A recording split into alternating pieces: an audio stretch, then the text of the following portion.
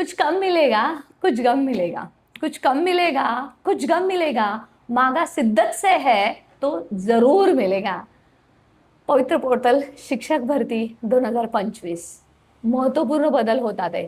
महत्वाचा शासन निर्णय येतोय आणि या शासन निर्णय अंतर्गत मागितल्याशिवाय काही मिळत नाही. हा शिक्षक भरतीचा इतिहास आहे. ही आपली जणू काही युनिटी फाउंडेशन आणि या ऑफिशियल प्लॅटफॉर्मची टॅगलाईनच झाली आहे आणि तुम्ही पाहिलेलं आहे तसंच झालेलं आहे.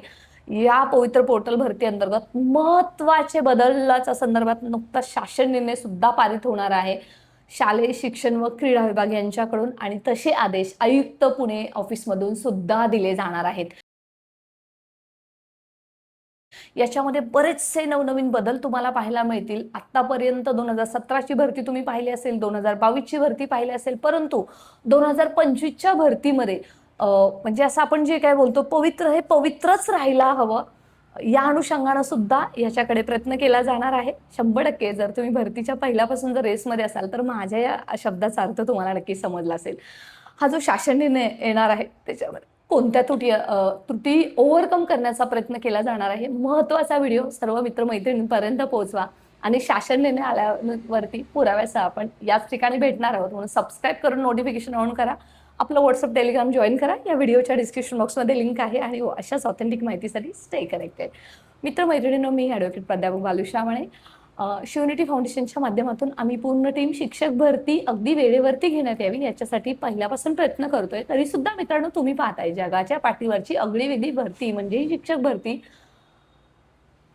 सप्टेंबर 2024 रोजी एक पत्रक दिलं होतं शिवनिटी फाउंडेशनच्या माध्यमातून की TAIT 25 लवकर घेण्यात यावी किंवा तिसरी टेट लवकर घेण्यात यावी. तरी सुद्धा त्याला मे जून महिना उजाडलेला आहे. म्हणजे संघर्ष इतका सोपा नाहीये. आता ती भरती होऊन भरतीचं नोटिफिकेशन येऊन परीक्षा देऊन सुद्धा जवळपास मित्रांनो आता वर्ष व्हायला येईल तरी सुद्धा अजून अगदी जाहिराती अपलोड झालेल्या नाहीयेत. म्हणजे हा जो संघर्ष आहे, वेदना आहेत त्या खरंच भयंकर आहेत आणि वाट पाहणाऱ्याची वाटच लागते की काय अशी सुद्धा उमेदवारांच्या मनामध्ये शंका आहे. कारण त्यांनी डिग्र्यावर डिग्र्या घेतलेल्या आहेत आणि घरामध्ये सुद्धा सांगायला लाज वाटावी या शब्दामध्ये मला बोलावं असं वाटते, सॉरी टू से. परंतु इतकं बेकार अवस्था सध्या या अभियोग्यता धारकांची झालेली आहे आणि आता म्हणूनच यावरती रामबाण उपाय म्हणून शालेय शिक्षण विभाग एका नव्या GR सह पुढे येत आहे. त्याच्यामध्ये नवीन नियम तुमच्या आमच्यापर्यंत पोहोचणार आहेत. मित्रमैत्रिणींनो, हे लक्षात घ्या, पवित्र पोर्टल भरती अंतर्गत 2017ची भरती 2022च्या भरतीमध्ये तुम्हाला फार त्रुटी आढळल्या असतील. म्हणजे 2017च्या भरतीमध्ये इतकं आपल्याला काही लक्षात येत नव्हतं. तेव्हा मी स्वतः तुमच्यासारखीच अभियोग्यताधारक होते, जी आजही आहे. त्यामुळे इतकं काही कळत नव्हतं की हा नियम काय आहे. फक्त एकच होतं की पोर्टलद्वारे भरती होते आणि आता परीक्षा देऊन भरती होणार आहे. 2022च्या शिक्षक भरतीमध्ये एक उमेदवार बऱ्यापैकी तुम्ही पाहिलेला आहे की 5 वेळा लागलेला तुम्ही पाहिलेला असेल. यासाठीच आपण शिवनिटी फाउंडेशनच्या माध्यमातून सतत पाठपुरावा केला. 1.1 भरती सरकार नियमाला असला तरी सुद्धा दुसरीकडे सरकारने आपली मुस्कटदाबी केलेली आहे, ते म्हणजे प्राधान्यक्रम. आता प्राधान्यक्रम देत असताना याचं जे गणित आहे ते ज्याला जमलं ना तोच भरतीमध्ये इन झाला. अदरवाईज जास्त मार्क्स असूनही तुमचा काही फायदा होणार नाही. ते स्वतः तुम्हाला अनुभव येणार आहे.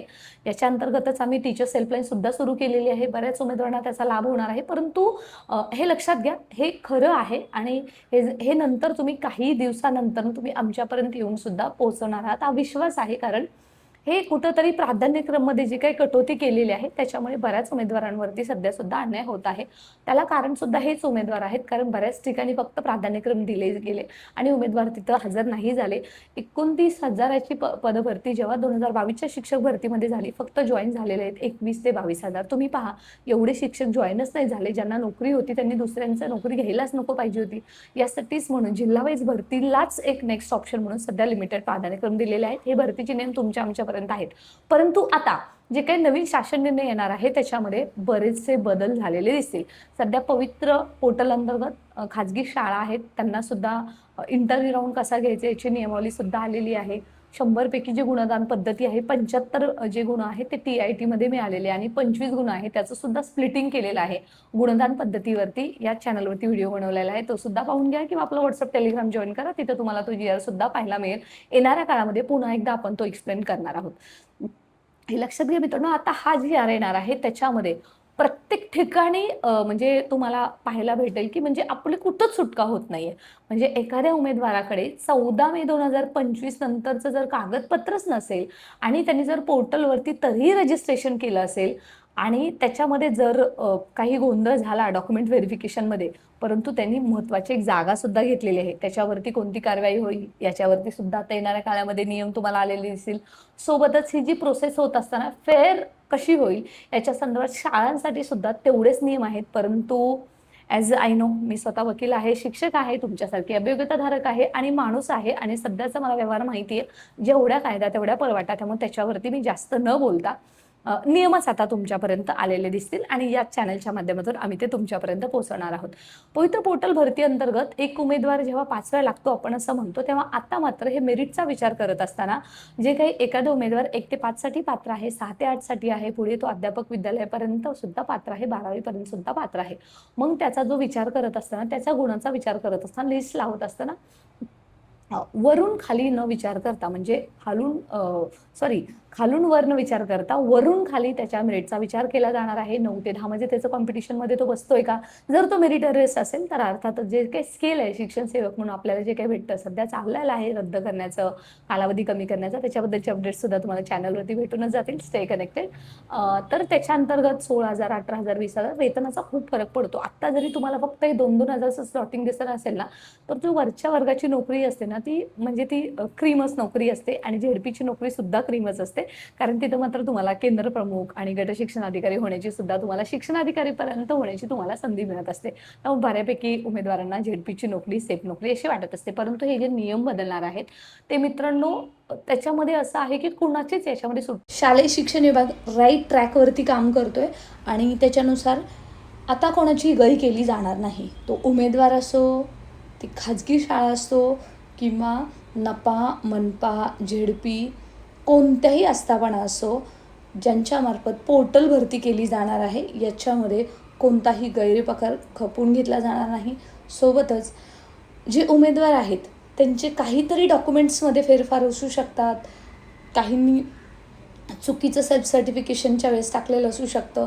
बघा, याच्यातून तुमच्या मनामध्येही खूप सारे प्रश्न निर्माण झाले असतील की नक्की येणारा बदल काय आहे. तुम्हाला काय वाटतं हे सुद्धा कमेंट सेक्शनमध्ये नक्की लिहा. आणि जो शासन निर्णय येणार आहे पवित्र पोर्टल शिक्षक भरती 2025च्या राऊंडपूर्वी त्याच्यामध्ये कोणते बदल असायला हवेत, तुम्हाला काय वाटतं ते सुद्धा कमेंट सेक्शनमध्ये नक्की लिहा.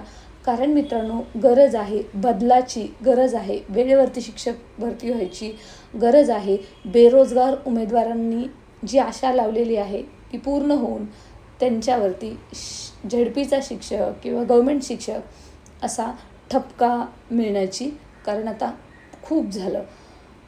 शिक्षक भरती एक कंप्लीट व्हायला जर 8 ते 10 वर्ष होत असतील आणि तरीसुद्धा ती कंप्लीट होत नसेल तरी पुढच्या येणाऱ्या पिढीने करायचं काय, किती दिवस वाट पाहिजे. आणि सगळ्यात महत्त्वाचं हे मेरिट.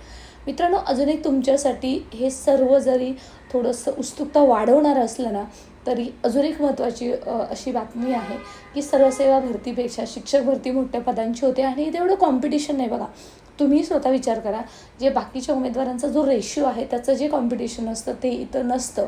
परंतु ते नसतं म्हणून एखाद्याच्या चुकीचे डॉक्युमेंट जोडलेले असतील, चुकीच्या पद्धतीने इंटरव्ह्यूमध्ये एंटरटेन केलं जाणार असेल किंवा चुकीच्या पद्धतीने भरतीमध्ये काही फेरफार करण्याचा जरी प्रयत्न केलेला असेल तरी मात्र त्याच्यावरती कठोर कार्यवाही केली जाणार आहे. आणि तरीही चुकून माकून एखादा उमेदवार राहिला तर मात्र तो पूर्णतः या भरती प्रक्रियेतूनच बाद झालेला तुम्हाला येणाऱ्या काळामध्ये पाहायला दिसेल.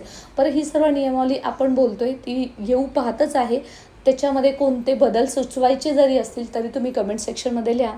परंतु मित्रांनो, आपण तर फक्त हे मीडिएटर म्हणून काम करतोय. जी माहिती आमच्यापर्यंत आली ती तुमच्यापर्यंत पोहोचवण्याचा प्रयत्न करतोय. शिवनिटी फाउंडेशनच्या माध्यमातून आपण जो लढा उभारलेला आहे तुम्हाला शिक्षक करण्याचा, तो आपण पूर्ण करण्याचा नक्कीच याच्या माध्यमातून प्रयत्न करूया.